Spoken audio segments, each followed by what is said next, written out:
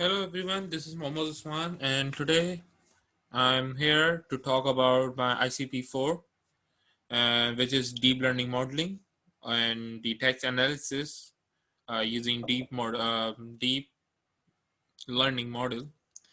So in previous ICP 3, we use simple machine learning algorithm or simple support vector machine model to predict the the sentiments of the given tweets.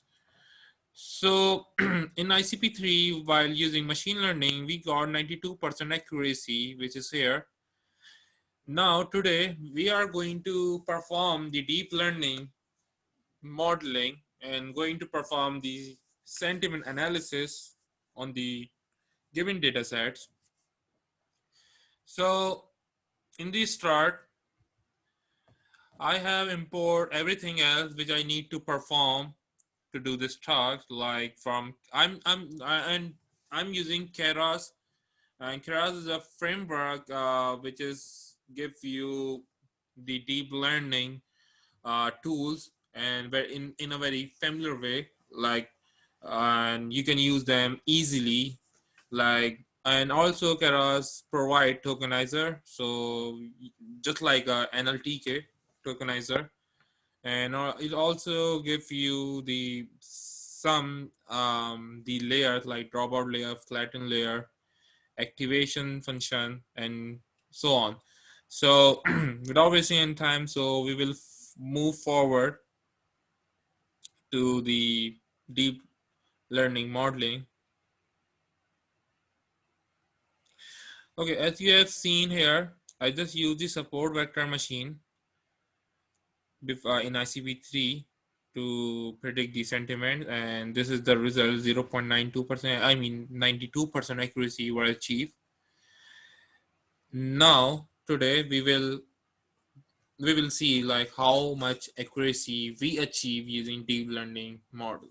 Okay, so again I just clean my tweets, and after cleaning my tweets, I just separate them with the tweets and the label. And after this, I just split them using tweet train and tweet test, white and white test, and so on. I just 0.2% is mean like 25% is my test size, and 65% is my training size. Oh.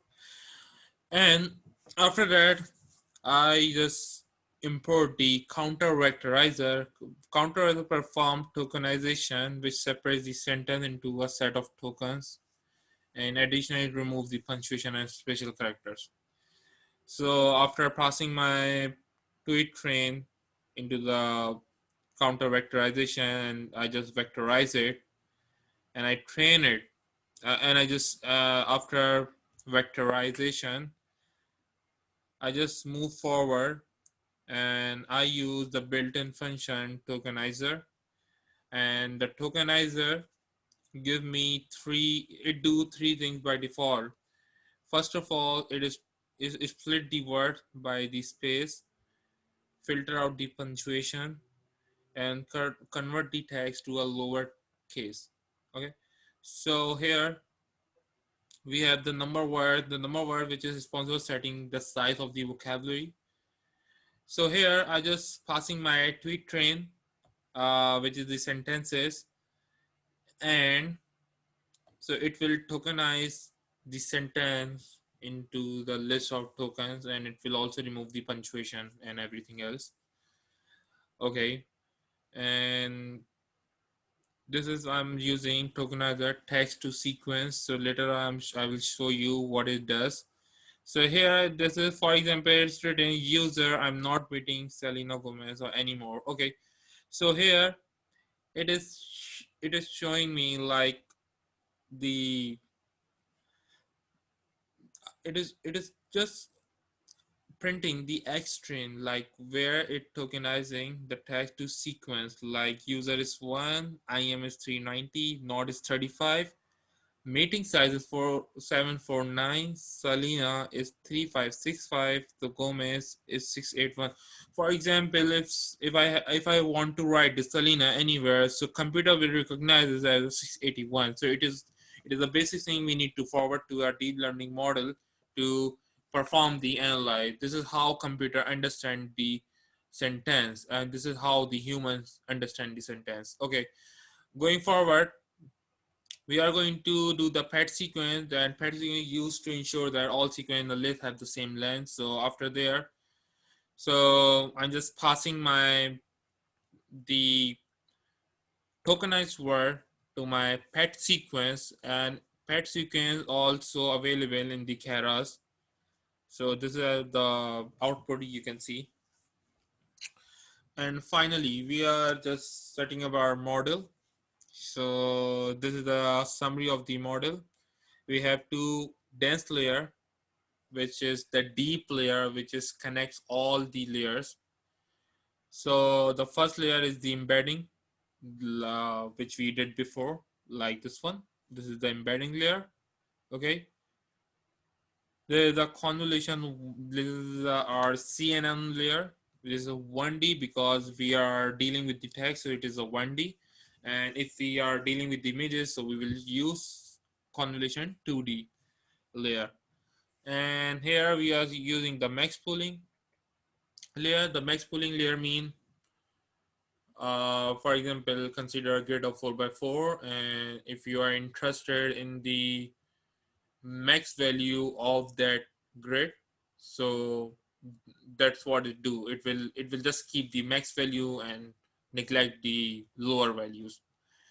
And here I'm using the two dense layer to deeply connect all those layer. So coming back to our model, so this is the embedding layer. This is the layer of CNN 1D layer, and this is the activation ReLU, which is very common nowadays. And there's a max pool layer. Then we have a dense layer, another dense layer. So these are the two activation we are using, the ReLU and sigmoid. Sigmoid is basically used for the text analysis when you are doing a text analysis. And we have to optimize the Atom. This is very common. Most of the were used this optimizer here, optimizer. There is a large binary crossing trophy method. Okay, and this is print my summary. So this is the summary of my model. You can see we have um, 5 layers, 5 hidden layers. After that, I have fit my X train, Y train, epoch, and epoch is a measure of the number of times like the training vectors is used once to update the weights. So it measures the number of times, like the how many times the training vector are used to update the weights. So after that, I just run this model, and you can see that the testing accuracy is 0.95%, whereas it was 92% in when I was using the machine learning algorithm. And as well as you can see that the training accuracy is 0.99%. So it is a very clear, uh, you can clearly visualize the how accurate is the deep learning model is. It can be used to increase the accuracy of your system. So here you can see that this was the accuracy for the machine learning model, and this is the accuracy for my deep learning model.